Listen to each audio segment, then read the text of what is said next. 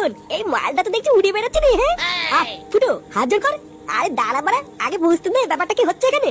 এই মালটাকে কোনো দড়ি টড়ি ধরে ঝুলে আছে নাকি? বাবা আমাদের রক্ষা করো বাবা, আমরা অনেক দূর থেকে বিপদে পড়ে তোমার কাছে এসেছি। এখন আমাদের এই বিপদের সময় আপনি আমাদের শেষ ভরসা বাবা, আপনি আমাদের রক্ষা করুন। বল কি করতে এসেছিস এখানে? ওই রক্তচোষের হাত থেকে মুক্তি পেতে? হ্যাঁ বাবা, তুমি তো সবই জানো, প্রতিদিন রাত্রিবেলায় আমাদের গ্রামের একজন করে মেরে ফেলছে। তুমি আমাদের এর হাত থেকে বাঁচাও বাবা। বম ক্রিং ক্রিং ছট।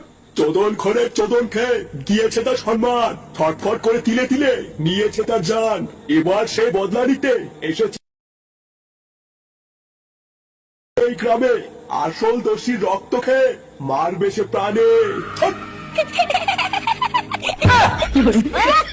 চাটা ভাঙা কবিতা বললে তো। হ্যাঁ ল্যারোটা মূর্খটি দেখালো, মালটার কিন্তু ট্যালেন্ট আছে। হ্যাঁ চুপ সুধীর ভাই, তুই আমাকে মূর্খ বললি? আমি মাধ্যমিক পাস।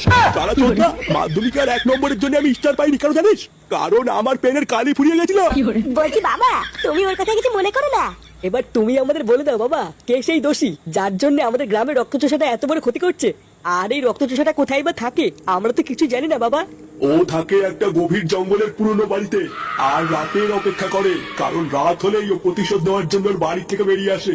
তারপর যাকে সামনে পায় তারই রক্ত চুষে খায়। কিন্তু বাবা, সেই দোষীটা কে যার জন্য ও আমাদের গ্রামের সবার রক্ত চুষে খাচ্ছে? সে আর কেউ নয়, তোদেরই গ্রামের মোড়ল।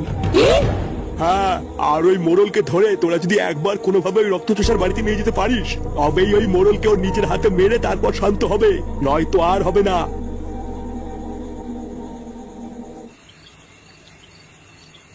আর মারানির ভাই, এবার আমি বুঝেছি ওই মোড়ল কেন আমাদের কোনো সাহায্য করলো না।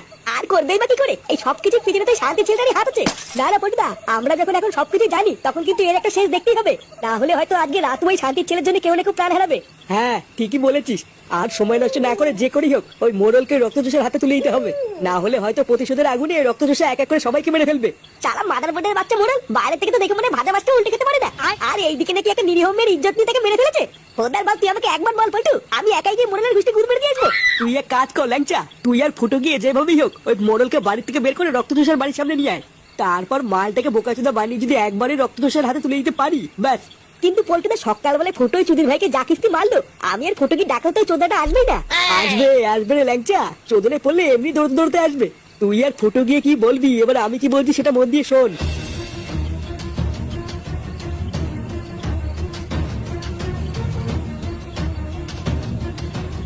কি আমার কথা কি ক্লিয়ার নাকি ভেজাল আছে?